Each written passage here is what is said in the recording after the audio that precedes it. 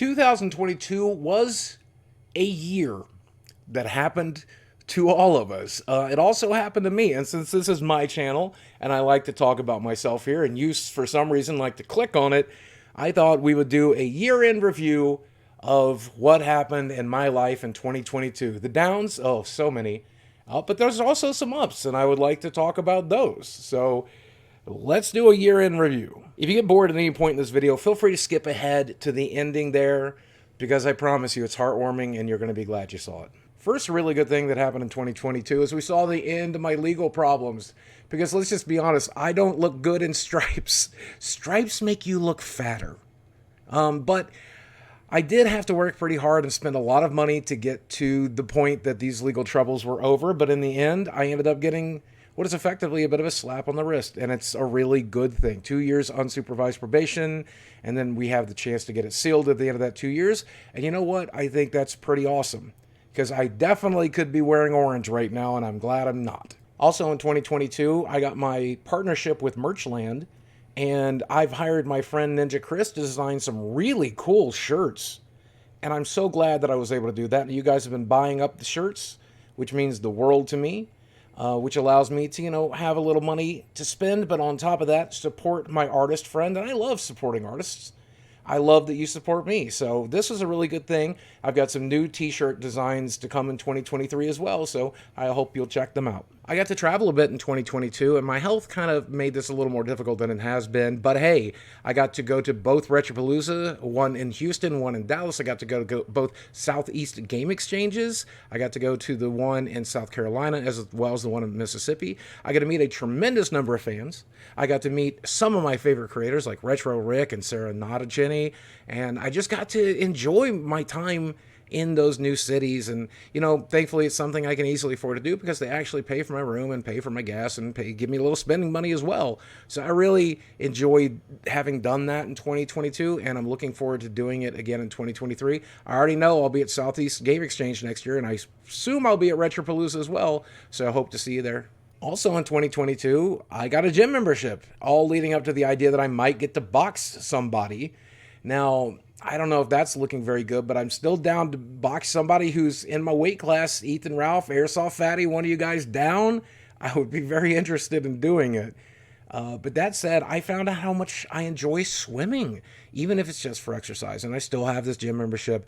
And I'll be honest with you, since they took me off the testosterone and I get so tired so quickly and my muscles get so weak so quickly, I've only been going about 3 times a month. I went 3 times in December and 3 times in November, and I'm kind of embarrassed by that, but I'm doing it mostly just for recreation, just for fun, and I'm really enjoying the swimming. I get some exercise at home, though, at least, so I've not fully given up yet and decided to become, a couch potato, or hell, at my size, a couch. But probably the best thing that happened in 2022 is that I got into therapy again. And the therapist I got matched with is pretty amazing and has been really helping. And I'm pretty far from sane still. But I'm getting saner by the day. I've definitely been handling things a little bit better in my personal life, even in my career. And I'm really proud of it. I'm actually really glad I did this. And I'm going to talk about it a lot more towards the end of the video, so stick around. So that's some of the good stuff. There's other stuff I won't point out here, but I think it's important to get to the bad stuff because that's why a lot of you tuned in. Admit it. Comment down below if you were waiting for this part. First thing I think people are going to want to talk about is the state of the channel here. And of course, that'll get its own video at the beginning of the new year, like I always do. But the channel continued to take the same beating it's been getting since 2019. It's doing about as well as my arteries are, which is to say I've lost a good number of subscribers each month, generally about 10,000 on average. And then on top of that, I've raised the number of views in the last couple of months, and I'm really glad. That's mostly because I've been uploading way more often. But then, the views are just not what they used to be. But I'm not complaining. I think it's a damn miracle that I'm still being viewed by people to this day, that I still have fans, that 16 years after making this channel, people are still watching, specifically because the quality of my content's not very good. There's no rhyme or reason to what I'm talking about, to what I'm filming. So much of it's videos like this that are just about me. It does not have a mass appeal kind of thing. So I respect and understand the people that leave, but for those of you who stick around, God bless you, and I'm so grateful to have you. Another thing that really sucked was seeing some of my favorite content creators who I've always watched, some of which I still watch religiously to this day, like Charlie, say some very negative things about me. And if you were following me on Twitter, following my YouTube channel, you know I did not take it very well. I lashed out, I got hurt, I was angry, I was sad about it. But in retrospect, I'm beginning to realize that, Ethan and Charlie and Asmon Gold and a lot of these guys, they're just disappointed in the amount of bullshit I put people through. And I have put people through so much bullshit. So I really don't blame them for calling me out on my bullshit. I really don't.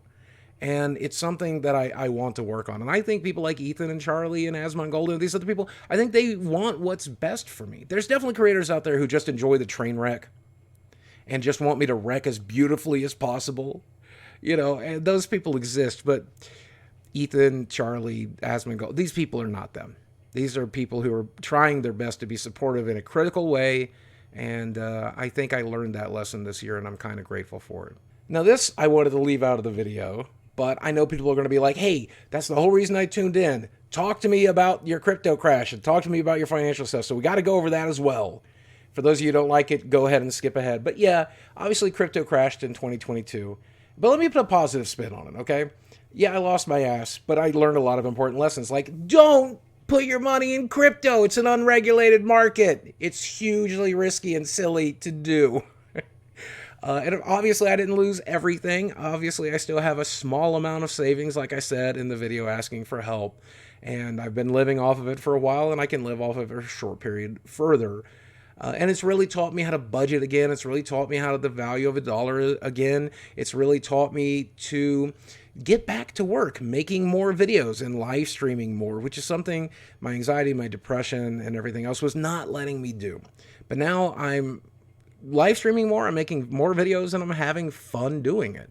It's the first time YouTube has been fun again for a while, so I'm grateful that I got pushed in this direction. I wish it had been something else that pushed me there, though. Then, of course, there's the internet's reaction to the video where I divulged all of this and then asked for help. And you know what? The people that are closest to me on my channel, the people who follow me every day, you guys reacted to it very normal and healthy, in my opinion. Like, yeah, hey, Boogie, I'll watch more videos. Hey, I'll drop more likes. Hey, Boogie, I might check out your merch or your Patreon, right? Like, thank you. God bless you. The internet at large took it as an opportunity to tear me apart. And this is like the 20th or 30th time I've been publicly shamed, so I'm kind of numb to it. But also this time I listened to creators and listened to what they had to say and learned the lessons that needed to be learned. I should have never made this video to begin with. I should have instead brought value to the table, created a podcast, created a show, created something of value that people would want to spend money on, not just ask for free internet money. It was so stupid. I mean, looking back on it, I really do understand the criticism, and I really do understand why the internet at large took it so negatively. One of my biggest regrets, probably in my lifetime, for sure. But, at least I learned the lesson from it, and I can take that lesson with me in 2023. I've got a few project ideas that I've been developing, and let's just see. Let's see if we can come up with something that people think is worth their time and money, and everything will work out just fine. Then there's probably the worst thing to happen to me in 2022. Probably the worst thing to happen to me in my lifetime, which is finding out that I have a rare form of cancer called polycythemia vera, which was brought on by the decade of testosterone injections I took. And you know what? I'm trying to be positive about it. It's hard. I was already at a pretty high risk of stroke or heart attack, and that sucks. And this vastly increases that risk. Prognosis on it is like 20 years, so I'm going to die anytime soon.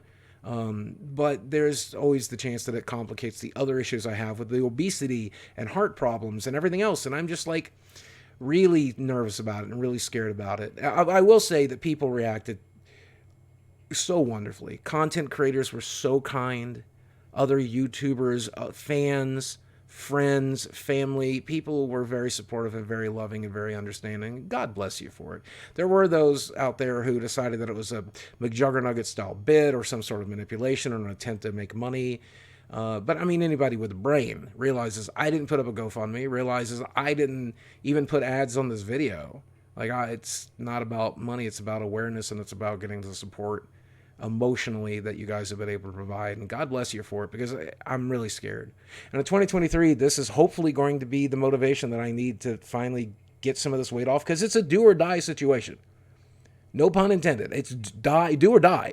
Like, if I don't lose another 100 pounds, if I don't get under 300 pounds in 2023, I don't know that I'll make it through 2023. And I'm scared shitless. Now, if you are jumping around looking for the positive thing that I wanted to leave you with, this is it, okay? I'm doing really well with all this stuff. Normally the holidays is really rough. It's really not been that bad this year. And I don't know exactly what it is. Maybe it's the therapy that I've done. Maybe it's just that I'm finally healing from all of the trauma and self-inflicted wounds that I've dealt with throughout my entire life. I don't know. I feel very Zen, very Buddhist about it. Just kind of, it's okay, right? And I'm choosing to focus on the positive, because a lot of great things happened to me this year, right? Like, here's the thing about life.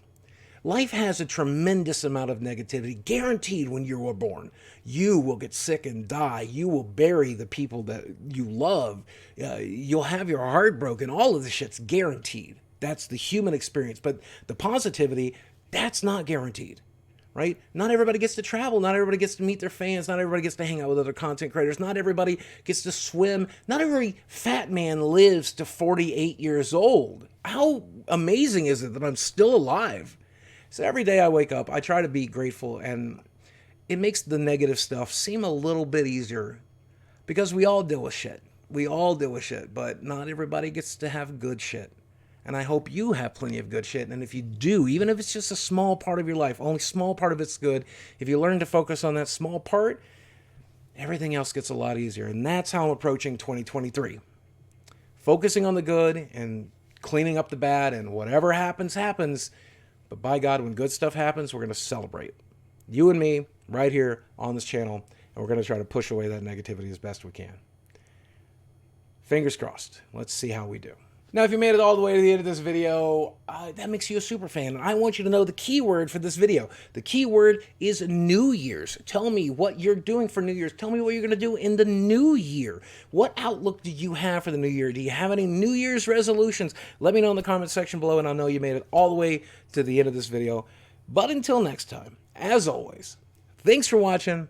I love you very much, and I'll speak with you again soon. Here's to an awesome year next year. Fingers crossed. I don't know how likely it is that the world's going to make it all the way through 2023, but if it does, I'm going to make it through it with it.